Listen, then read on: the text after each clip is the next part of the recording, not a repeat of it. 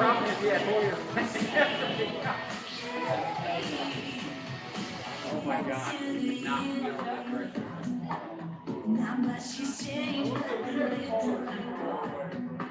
Yeah, will definitely Oh, you see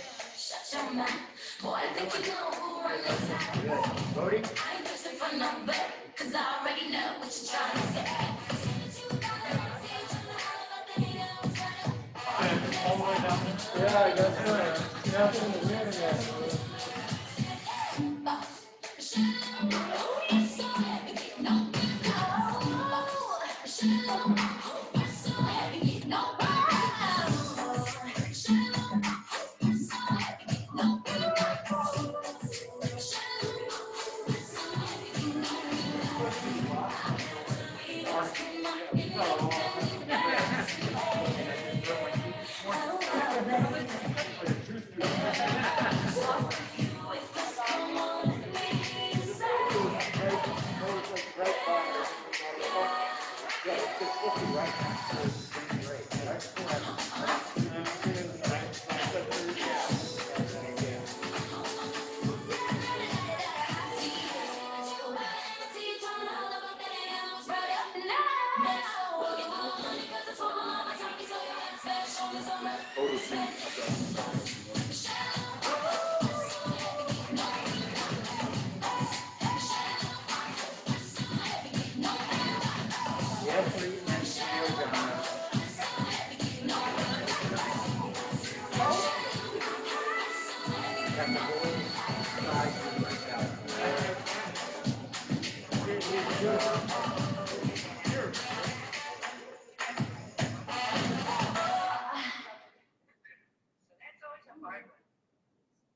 Baby, this is what you came for. Lightning strikes every touch you move. And everybody's watching her, but she's looking at you. Ooh, ooh, you. Ooh, you. Ooh,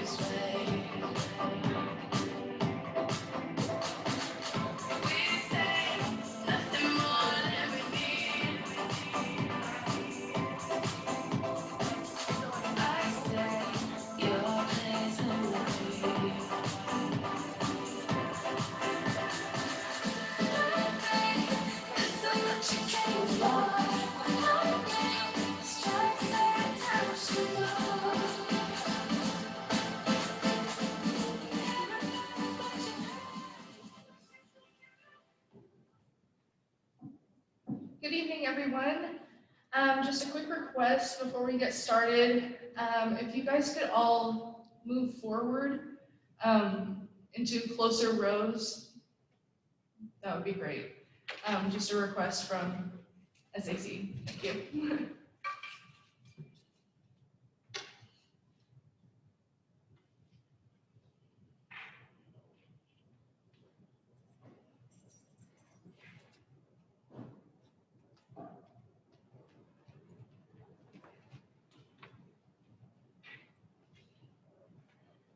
So I would like to welcome you all to tonight's event. Thank you so much for coming out tonight. My name is Jessie Gardner, and I'm the Social and Cultural Issues Coordinator for Student Activities Council here at Baker. It brings me great honor to host tonight's last lecture with you all. The last lecture is a time for a selected faculty or staff member, this time Mr. Tim Byers, to answer the question, if this was the last time you could tell students anything, what wisdom would you try to convey to them? This allows the selected speaker to reflect on his or her life experiences and offer advice that they received in their life or wish they received earlier.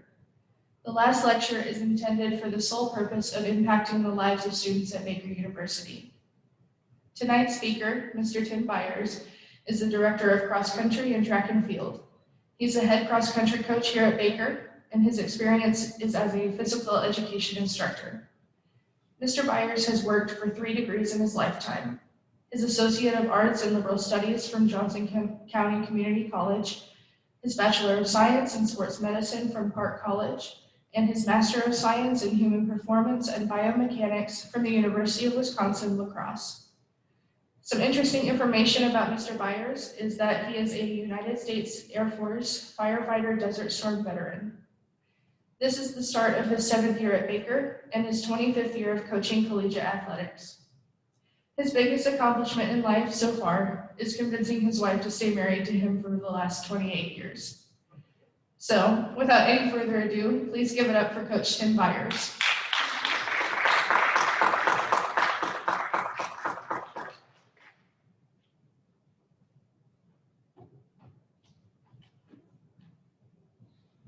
And that is true about my wife. Being a coach's spouse is not an easy thing to do today and stuff, and especially with everything that's been going on. But I also need to add to that, I have two wonderful children, Trey Byers, he's 22 years old, and my son who here at Baker, William Byers, I see him a lot and stuff, so that's okay. He's a good kid, so I'm just blessed to have such a great family. You know, when they asked me to do this back in March last year, I think it was, or this year, you know, we had everything going on, and now it's been, I was talking to Randy, I said I wasn't sure if you guys were just really desperate or you were actually wanted to hear me talk, because they kept postponing and stuff, but he assured me that he wanted to hear me talk, and so I do appreciate that. So, you know, so what has gotten me to this moment? I guess, you know, I could talk a lot about the coaching and those sort of things, but, you know, being here, I wanted to talk about what has gotten me to this day.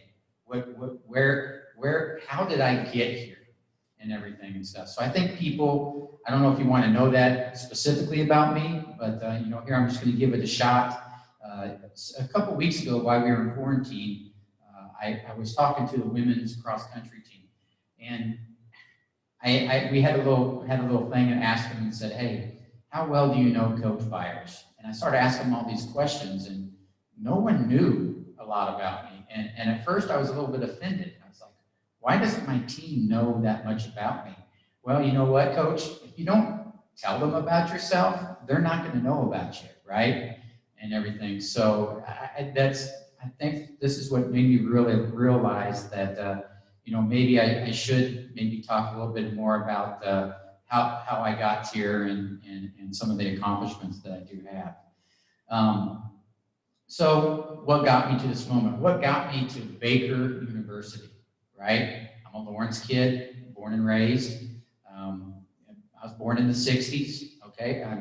Of course, I'm dating myself right now. Born in the 60s, grew up in the 70s. You know, a little bit to a biracial family. My mom's full Hispanic, and my dad is as white as they come, which is okay and stuff. So I tan easy, so that's what I got. I love that, so it's good. But you know, I come from this biracial family. I grew up in a Hispanic family in Lawrence, Kansas. My mom's a Garcia, and we grew up with a lot of family values, and I'm sure everyone else does too. But I just noticed how much I enjoyed my youth as a kid with all my cousins and everything and stuff. So, but you know, I grew up in the 70s when, you know what, it was a very racial time, even in Lawrence, Kansas at the time. And you didn't realize it because I was 7 years old. I just wanted to play, right? You wanted to see, you know, how far you could ride your bike. There wasn't video games. There wasn't a Zoom or a Snapchat or anything like that. We actually had to go knock on somebody's door if you wanted to play, you know, sort of thing. And so that made me, you know, made me appreciate, you know, especially with, you know, the things that you guys have today. But to do that and to grow up in that time was just a really neat thing. I also did a little talk to you a little bit about my family. I come from a divorced family, which, you know, some people also do. You know, I love my mom, and but you know, it was a little bit of hard times when we were younger. My mom's been married 3 times, my dad 4. I've actually been married longer than my dad has on all 4 of his marriages, so I consider that a victory, right, and everything. So I tell him, I don't know if you're good at marrying or good at divorcing. So we're not really sure with my dad on that one, but he's a great man, and I appreciate what he has done for me. We grew up a lot. We grew up on welfare, which we didn't have a lot. We had government housing and food and things like that. And you know what? That's okay. I didn't see it at the time as a hindrance or anything like that. I just wanted to, you know, like I said, at that time, you just want to grow up and be an individual and play, you know, because that was the time you just wanted to play. But kids can be cruel. We know that, right? And we know that, you know, and unfortunately, in some of those times.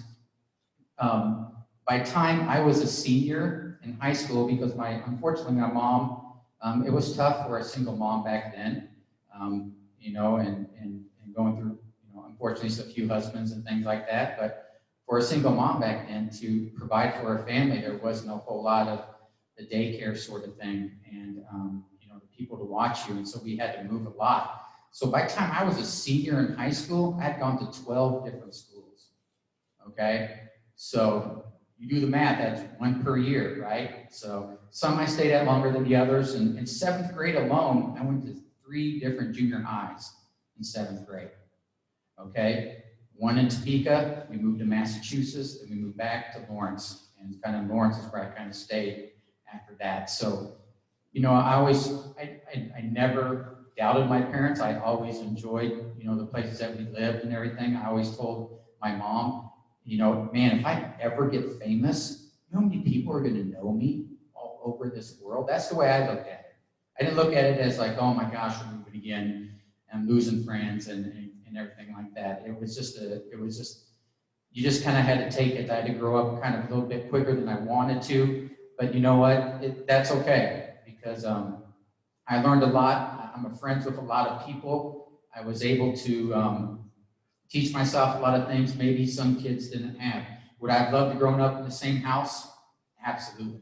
And lived there my whole life. That would have been really neat and everything. But hey, that's what it is. A couple things, you know, that I kind of remember when I was a younger kid was, you know, when we were on the welfare and things like that, we were on a lunch program. So what that meant is that when you went to go through lunch, you gave them a little ticket, right? So you had this ticket. And my ticket was a different color because I was on a free lunch program. And we know how cool kids can be, right? And it's not like I got different food from everybody else or anything like that. But that was probably a time in my life that I realized maybe we didn't have everything maybe somebody else has and stuff. So, you know, and that's about in middle school and stuff. So we know how horrible middle school kids can be and age and stuff like that. So that probably a little bit tougher time for me right about then. But you know what? I learned that it was the same food, it was the same nutrition. I still had friends, I still had my family and everything. So to make it through that process and everything, it really, at the time, it seemed like the worst thing in life and everything, but really, it really wasn't and stuff. So, you know, I learned how to deal with those situations and everything. So, you know, making it through high school, thank goodness, you know, we moved back to Lawrence after all these moves and, you know, different places that we lived. And I got to come back and finish out my schooling in middle school here in Lawrence and high school. So I went to Lawrence High, graduated in '86. You know, back when Lawrence High had one high school and was good at everything. It was really great. Now they got 2 high schools and it's kind of spotty at best and stuff sometimes. But I loved growing up in Lawrence. It was one of the best things in my life. You know, back in the days when you could still leave your car running and run into the store type of thing. That's what we still had going on. I was lucky enough to be a part of athletic programs, which was great. Taught me a lot how to win, how to lose, how to cope, and do all those things and stuff. So it was being a Lawrence High grad it's probably one of the great things that I'm very proud of. And not only that, I have people on this staff. Coach Goodwin's a Lawrence High grad. Coach Thorne, the football coach, is a Lawrence High grad. Jamie Stancliffe, who was here before, was a Free State grad. So we just got a lot of Lawrence people that are here. And so, you know, growing up in a town that cared so much for you and their athletics and stuff was a pretty neat thing to do.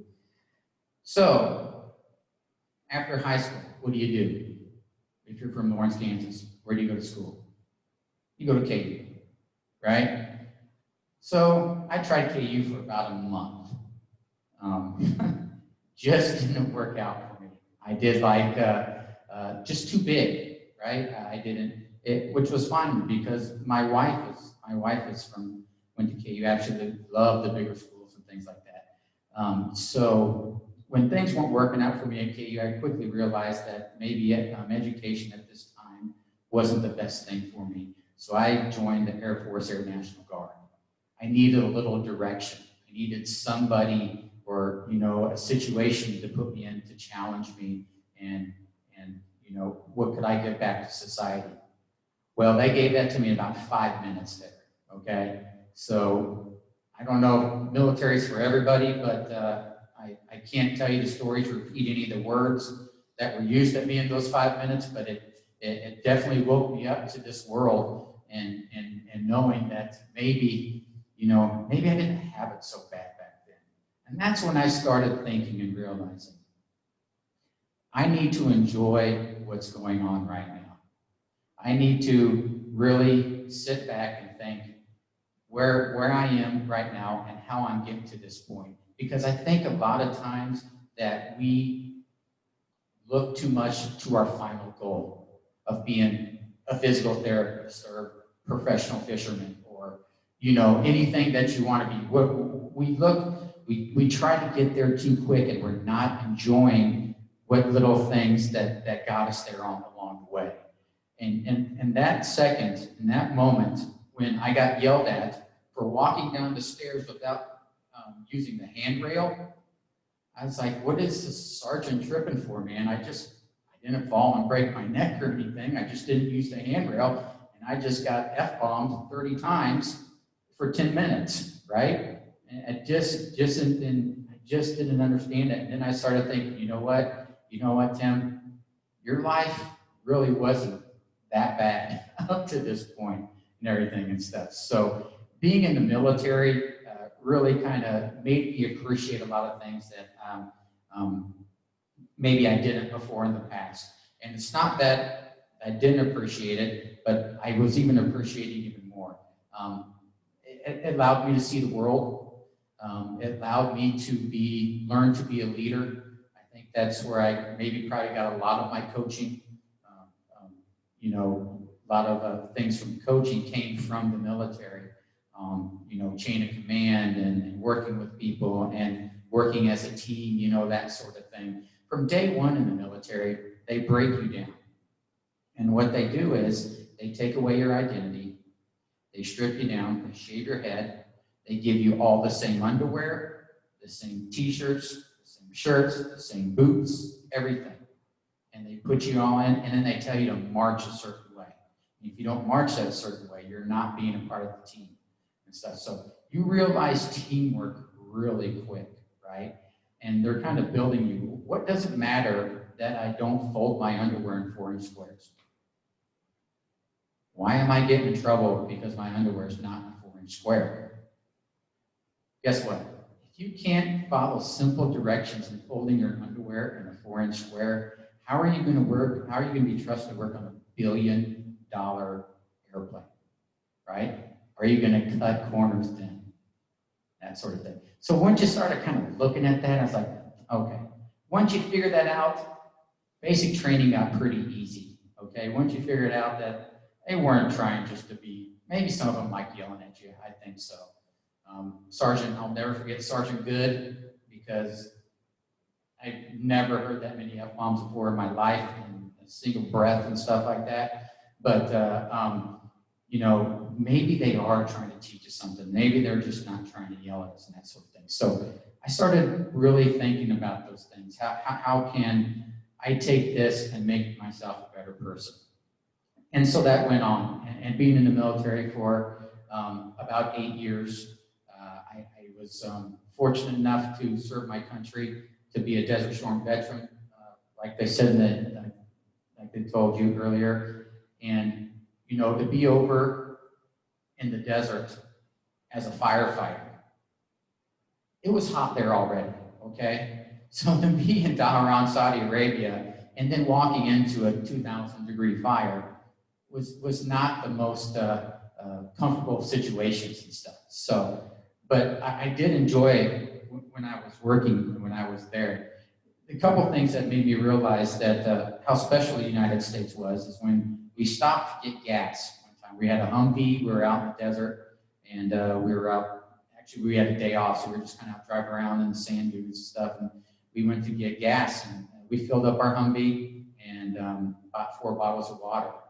Well, the gas for the Humvee, I think, ended up being, just to fill it up, was about $4, because oil's over there, right? The water was almost $10. So I spent more on 4 bottles of water than I did to fill up an entire tank on a Humvee, right? Which is kind of crazy to think about. I'm thinking, wow, so maybe some of the things we do take for granted, like water, ice, things like that, in our own country and stuff. So, but being over there, I learned a lot. I was a station captain. I had my own troops there. I had 80 firefighters underneath me. And you think at the time, well, coach, you're here, you got 80 athletes and stuff here. Yeah, I'm 52 now, okay? Back then, I was 22 years old. 22 years old, and I had 80 people under me in charge in a wartime situation, right? I was the old guy, because everyone else was 18 and 19 and maybe 20 years old and stuff. So, talk about growing up really quick and maturing really quick and having those, having people's lives in your hand was quite the time for me and everything and stuff. So I tried to be the best station captain I could be. I had to be fair, but just still wanted to be fun. I think I still bring that within why I'm still here, coaching and teaching here at Baker. But being over in the desert and really serving my country, it's a big thing to me, and I really truly appreciate that opportunity. When I got out, it was just the right time to get out. I've been in for about 8 years, so the rule of thumb in the military is if you're in for 10, you might as well stay for 20. And I was kind of right at that edge. I was starting to work on my master's degree and everything, so I thought it was just probably the right time for me to get out and everything. I'd been in a war. I learned a lot of things, and what I took from those moments was my appreciation. So I went on, after I got back and did that, I decided to come give college another try, right? And at Johnson County Community College. And one of the things that I really enjoyed about Johnson County was the good faculty they had there, nice facilities and everything, good. Johnson County's a good place. But I was lucky enough that I was a student ambassador when I was there. So kind of like with the AA, the UAAs are here, that's exactly what I did. And I gave people tours of the campus. That's a big campus to give tours of, just so that you know. So that was a lot to give tours there. But I was lucky enough so they took an individual from each of the student programs, and they had a contest. And the contest was to see which one of these students they were going to send over to either Vietnam or Russia for a good an aid tour. And what we did, they were going to take, I think, about $22 million of aid to these countries. And through the Heart to Heart organization, which is out of Olathe, which does great things all over this world, associated with the Mid-America Nazarene, the Nazarene affiliation there and stuff. So I was lucky enough to be chosen to do that, and I chose to go to Vietnam in April. And just going there had a profound, it changed my life. I thought the military it prepared me for what I wanted to do, but now I'm in Vietnam in a third world country, right? Not where the average was, they made $200 American a year was their kind of the average pay. And the one thing that really stuck with me when I was over there is that I remember walking past this building, and there was a line of young people just like yourself standing in this line. And you know, I made a remark, was they waiting for a concert or something like that, you know, because I had no idea why would all these people be standing in this line. And it was early, it was like 6 or 7 in the morning. And our translator said, no, they're waiting to go to school. I said, waiting to go to school, what do you mean? Like grade school? There's no college. And some people had been in line for as many as 4 days to get a class. Not full time, to get one class. And right then I realized it's like, wow, I was complaining because I didn't get the class I wanted. I had to wait a whole 10 minutes to talk to an advisor, you know, and things. And there's people that were waiting for 4 days, standing in line just to take an educational class. That hit home to me. I came home with a completely different attitude after we came back from Vietnam, after we delivered all of our, we went to a leprosy colony, which was unbelievable. Which still happens over there, still polio. You know, we went to facilities for that and delivered medical supplies and those things made a profound difference in my life and to what these people were going through in these countries and stuff. But to see them standing in line just to take one class, I came back and not, you know, I had pretty good grades before, but I took a whole different attitude when it came to studying and being thankful for what I had. So being over there was quite the experience, and I appreciate that, what we did and stuff. You know, and not long after, right around that time too, I got married. I got married when I was 22 years old.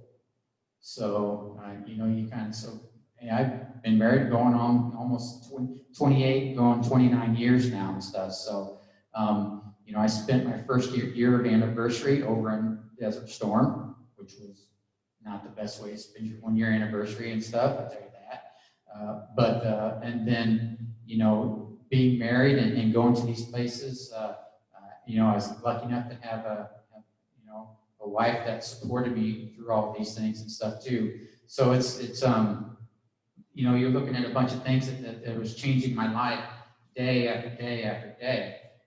It was kind of crazy. You know, then, you know, I go on to go to Park College. And you all know it now as Park University. That's how old I am, because back then it was just a college. And so now they've gone from PC to PU. Kind of a joke there. So, but they've gone from Park College to Park University now. So to go and be a part of that program also was a big thing. And that's where I became a college athlete. I didn't do it in JUCO because I wanted to concentrate on grades, and I realized how much I missed it. But then I had the opportunity to go on scholarship and to be a collegiate thrower. Back in the days back then, if you were old enough, you got to drive the vans. The student athletes did, and they called you a student coach. So that's where I started doing the student coaching thing. I started taking people to meet just myself. I took Jasmine Sampson to go up and run at the University of Indiana. Her and I and another. I'm like, man, I could really do this. I really like this. I was getting my degree in sports medicine, possibly looking into athletic training. I was taking all the classes for the NCAT things, and I was like, man, I just love helping people. I want them to get better. I want them to get faster. So basically in 1996, that's when my coaching career started. That's when it all started for me. So to have that, to be a part of that, it was incredible. You know, my coach, Brian Renshaw, who is still at Park University now. You think I'm old, he's really old. He's still there, still coaching these guys. And I'm so thankful for him for giving me this opportunity to be on the team, to be, you know, throw the javelin for him, and then trust me enough to be, you know, an assistant cross country and track coach with him also. It was quite the situation. So I'm going to tell you about my first meet I ever threw in, okay? And again, it's how you take these things, and you should take these things in. So we throw at the University of Missouri, and it's they just built their track back then, so it was brand new. Their outdoor track, they had just redone it.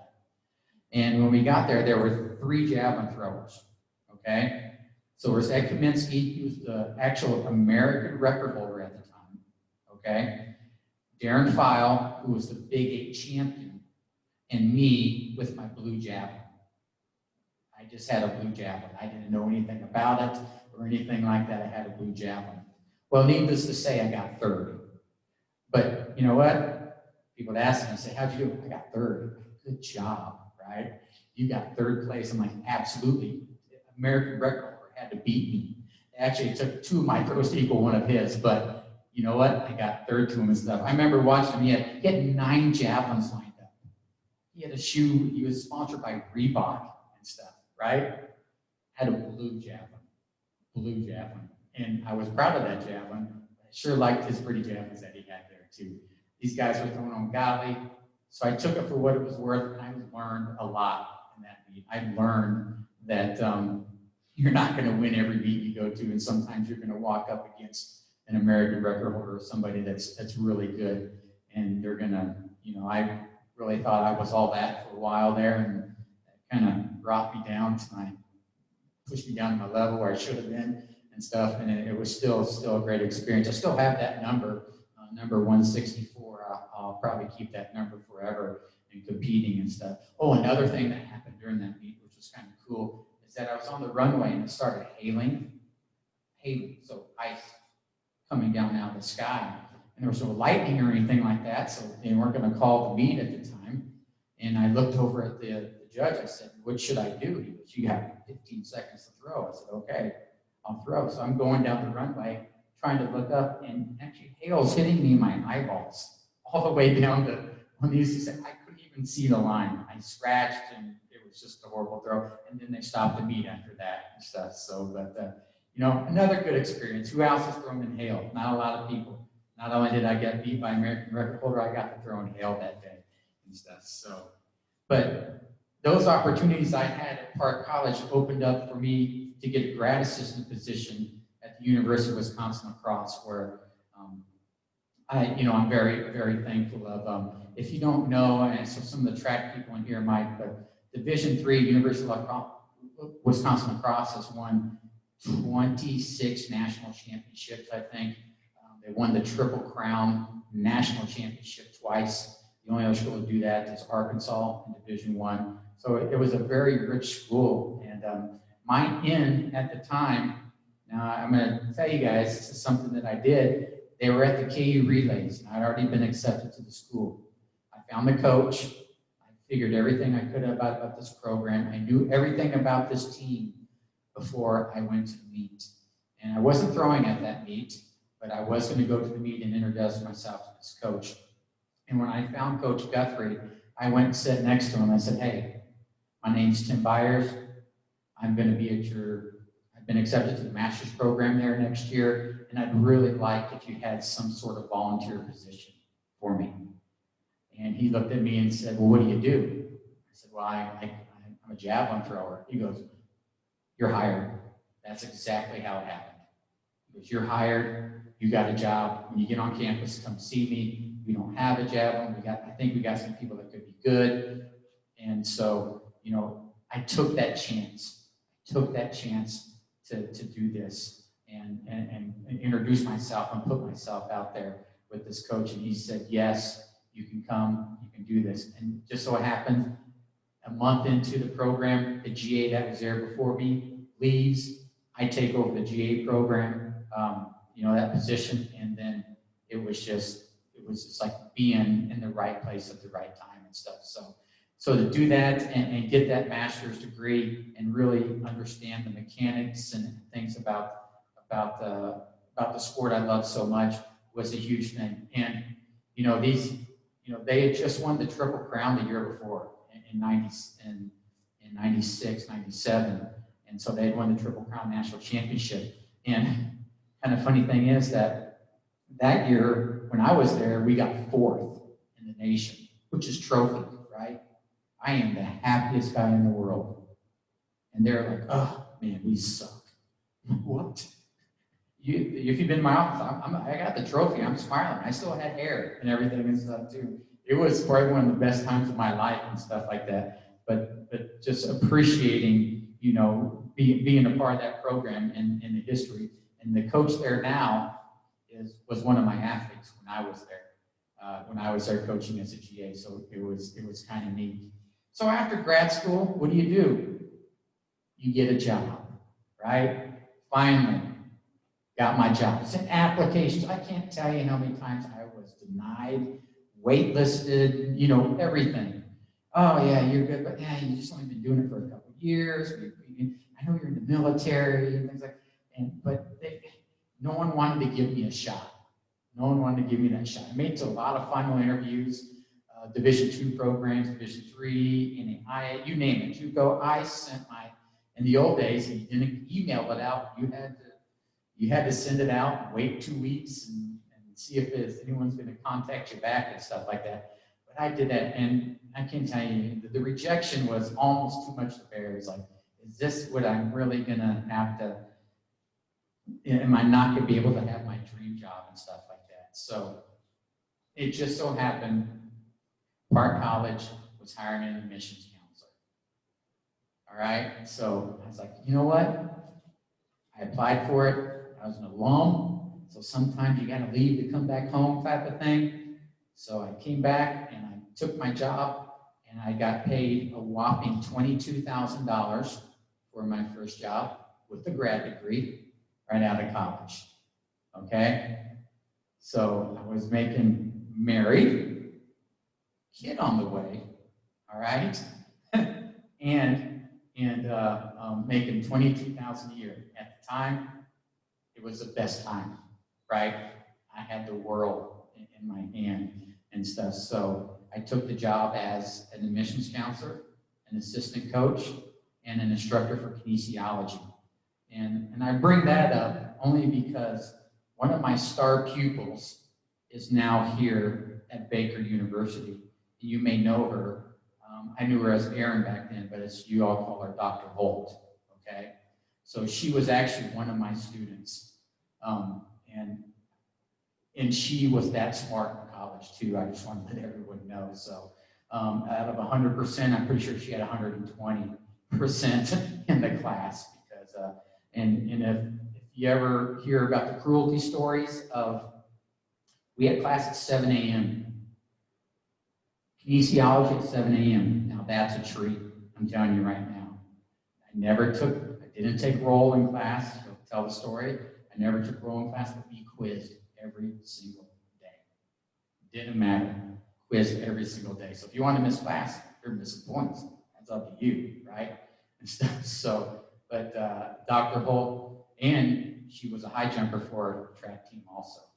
So I wish I had some better stories about that. You know, that she did something. What a great student athlete. And then you know what she does now. She's one of the most revered in her field and everything and stuff. So I kind of like to think that I had something to do with that. But anything. I think she'd have been successful no matter what. So, but to see her here when I'm sitting in my office and I got married and she walked by my office, I'm like, I said, I look like Erin Holt. And then it's like it's Dr. Holt. I'm like, what? It was really cool and stuff. So to see Dr. Holt in that position now and where she is, it's just an incredible thing. So I'm very thankful of Park giving me that opportunity to start my career. Okay, to start what I wanted to figure out what I wanted to do for the rest of my life and everything. So I started taking all that, and I was there. I wasn't there that long. I was kind of, didn't realize how good I really had it, but I wanted to get out. I wanted to see something different. So that started an onslaught of different jobs for me. So then I went to Wartburg College. Then I went to Simpson College. Then I went to North Dakota State. Then I went back to Park, now a university. So they were a college when I left, now a university when I came back. Then I went to Ottawa University. And then I was lucky enough to be back here at Baker. I always loved Baker. Being a Lawrence kid, I've been, you know, when I was little, we used to come to the Maple Leaf Festival. My grandma gave me $2, and I was shotgunning funnel cakes for the whole day, right? It was the best time ever, because $2 was actually something back in those days and stuff. So to come back, and I always knew about Baldwin City, I always knew about Baker. Had a lot of friends that came here and were athletes and went to nursing school and everything and stuff. So to come here at Baker was just an amazing situation. And it wasn't an easy situation, because I'm going to tell you how I got here wasn't, you know, the normal path someone might think. Is that so? While I was in Ottawa, they decided to combine the two programs and get rid of the two head coaches and go down to one. And so unfortunately, the coach that I had been coaching with had been there 21 years, and I had been there 4. So it doesn't take a math major or rocket science to figure out what coach they're going to keep, right? And that's been there with the program so long and everything. So, you know, that day, I was told that my position was being eliminated, and here's your severance package, you know, sort of thing. The next day, the Baker position opened up. The very next day, that morning, I opened up it was on the NCAA market, and it was on there, and I applied for the position. And thank goodness there was a great man named Coach Zach Kindler. You know, may you rest in peace. Just an incredible. We'd been friends for years. We'd coached against each other for several years and things like that. And he knew me. He knew what I could do and hopefully what I could bring to this team. And so he decided to give me a chance. And I thank the Lord above that he did give me that chance, because, you know, unfortunately, we only got to work one day before he passed the next day, which was very hard. So you're talking about things that shape your life and everything. That was, you know, a part of my life. I know how hard it was on me. I can't imagine what it was like for their family and for the athletes that were here and everything. And just for the campus, he's a very successful man and very young with 3 kids. And I can't tell you how much I appreciated the position he gave to me. And then, you know, I came in with Dr. Murray. We came in at the same time.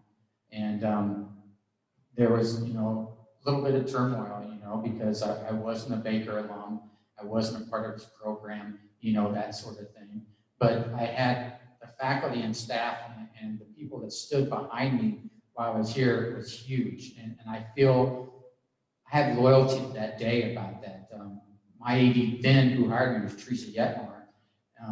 And then, you know, Dr. Murray being a part of that process and everything also. So, you know, the loyalty I had to them was quite incredible. But to be a part of, you know, something that was so tragic but then so dear to my life, to be a part of this program and be a part of this university, something I always wanted to do for a long time. So again, sometimes you have to leave to come home, right? So we took the chance. I went somewhere else, and knowing that, you know, Baker maybe someday could be on that list and stuff. So to this day, I'm very thankful for the opportunity he gave me. Now going on 7 years here, which is the longest stint. Usually my long stint before that was 4 years. So as an assistant coach, you're always kind of looking to make moves to make yourself better and maybe go up to the next rung and everything and stuff. And a couple things I learned about when I was doing that was that I thought being a Division I coach was going to be the tell-all thing. I thought this was it. This is what I want to be. That's what I was put on this earth for, to be a Division I coach and to be in this position. And when I got there, it was okay, right? It was different. But I realized that I kind of put my blinders on working these other jobs and just using them as a stepping stone instead of really, you know, really accepting and what they were teaching me and things. And once I learned that, you know, Division I's great. I work with a great staff. I'm still friends. He's now the head coach of Kansas State, one of my best friends and everything for cross country as head coach there. I mean, working with him, you know, what he taught me and what I've learned was just a special thing. But maybe that wasn't where I was meant to be, right? And so, and it was really cold in Fargo. Has everyone been up to North Dakota before? Yeah. So my wife's from Mississippi. Okay. Yeah, she did not like the cold, okay? It was pretty obvious is that when she realized one day it was 0, and she said, it's really not that bad out today. That's when we decided to move home back to Kansas and stuff, because we were not going to stay. And I didn't mind it really so much. Yes, I still wore shorts every day and stuff, but you know, she wanted to get back home, you know, with 2 small children and stuff. So we decided to move our way back. But you know, leaving, realizing that, you know, what got me to that point, and did I not enjoy it enough, or thing? Because I got there, you get to the top, you get to the pinnacle, you're like, okay, I'm at the top of the mountain, now what, right? And I really I didn't have a plan for after that. I think that's what kind of maybe affected that, you know, when I finally got there and stuff. But coming back, and I don't think you should look at life as divisions, as Division 1, Division 2, whatever, you know, that sort of thing. Being here, and being a part of this university has probably been one of the most special things in my life. To grow up in a town that now my sons got to grow up and be a part of. You know, they got to play in the same dirt, the same mud that I got to. Went to the same junior middle school now, but it was junior high back then that I got to go to. And actually, they went to the other high school. But if I would have been where we lived, I would have probably gone to Free State if, you know, if there was the case that school was there, if it was there back then and stuff. So to have, you know, to be here at Baker, now going on my 7th year, I'm just so blessed of the journey that I took to get here, okay? You know, there's some little part of me that I'm kind of hoping maybe Oprah Winfrey heard about this, and she's watching this right now and going, man, we need to write a book about that guy. That would be really cool and stuff. But, you know, probably not going to happen. That's okay and stuff. But, you know, I think, I feel my life is interesting. I've lived a lot of different places. I've seen a lot of different things. I've been in a war. I've been, you know, part of, you know, a family. I've grown up on hard times. I've grown up on great times and stuff. So to have all that, to be a part of that, it's pretty special. So some of the things that I've learned, what have I learned? I don't know. No, I got some things I've learned. Some of the things I've learned is that I think I really say this to my team. I want people to be good to people when nobody else is looking. Okay? And what I mean by that is that, like, I don't want to see, here's a picture of me, you know, handing out food, the good things that I'm doing, right? Who are you doing it for then? Are you really doing it to help that person? Or are you doing it for thumbs ups, right? Things like that. I'm not saying that, I mean, I just think if we just took that attitude and we just did it to be a good person, you will get recognized. Because I'm a true believer in karma, right? I believe that I'm doing good things, and hopefully good things are going to happen for me and my family and stuff. So that's one of the things that I look. I always also want to do the small things. The small things add up to big things. So doing a bunch of small things, it really adds up. And so I always want to do, you know, you ever done it before? Here's a popsicle wrapper. Maybe I should pick that up. Right? Pick it up, throw it away. It takes more energy to ignore it and acknowledge it and ignore it than it actually probably would take to actually pick it up and throw it away. Okay? So take the time to do those little small things. Hold the door open for someone. I would say smile at people, but everyone's wearing masks right now, right? So it's hard to see a smile. But it's okay to say, good morning, hello, how you doing? Nice to meet you, thank you, you're welcome. You know, those little things, they do add up. Love what you do, everybody. have to go to work, I get to go to work every single day, okay? As my athletes probably know, I'm very dressed up today. I got long pants. I thought about wearing shorts, but I didn't know if that would be an appropriate thing to do. But for the most part, I get to wear nice khaki shorts and a polo shirt or a nice dry fit shirt every single day to work, and that is awesome for me. There's no better thing for me than to get dressed and like, this is what, you know, my friends give me a hard time. It's like, well, you know, it's not like you got a real job. I'm like, hey, I picked my major, you picked yours, you know, so don't get mad at me that you're stuck in a cubicle all day and stuff. So that's, you know, but love what you do, because if you do it, you'll never work a day of your life, okay? You got to surround yourself with good people. I've always learned that when building coaching staffs and building teams, it's not about who's the best, who's the fastest, who's the most talented. You got to surround yourself with good people. And when you start putting those good people together, the puzzle pieces start falling together, okay? I got a great staff, my cross-country staff. I got Coach Breon, who's been with me for 6 years. I have Coach Turpin, who's been with me for 2 years now.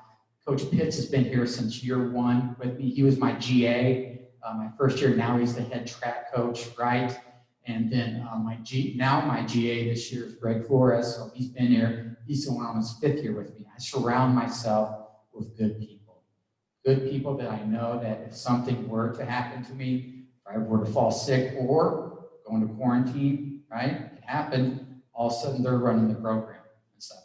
Never, ever did I ever waver that they weren't going to do the best they could for this program. So I always believe in surrounding myself with good people and good athletes. And, you know, part of the program, part of our success is, yeah, we are fortunate enough to have some very good and fast people on our team, but we got a close team.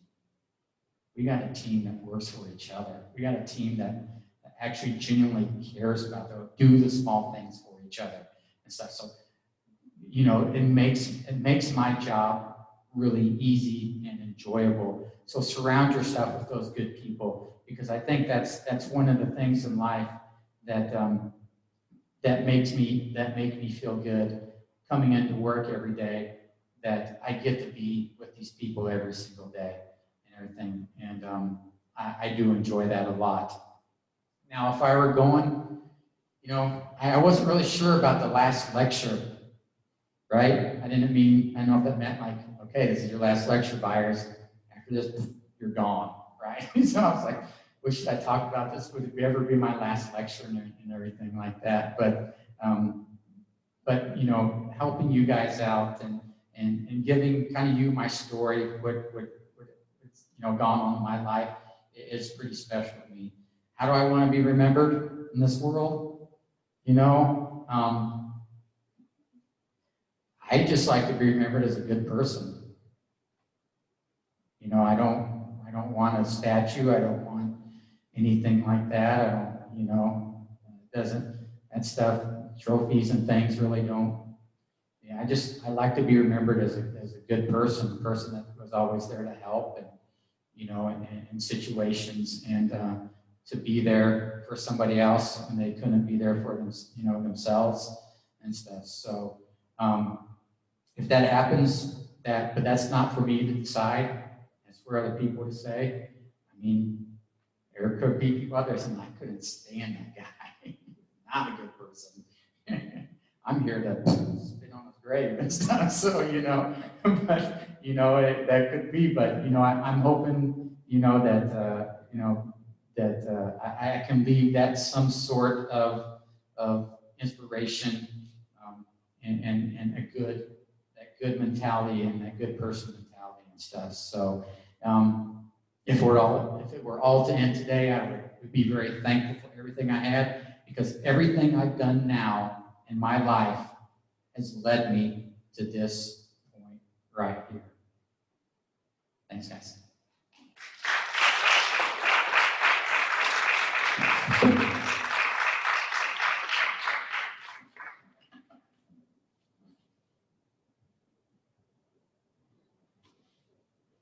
tonight. Please give one more round of applause to Mr. Tim Byers. I'd like to quickly thank all of you for coming out tonight and making this a successful event, and I hope you all have a great evening. Thanks, guys.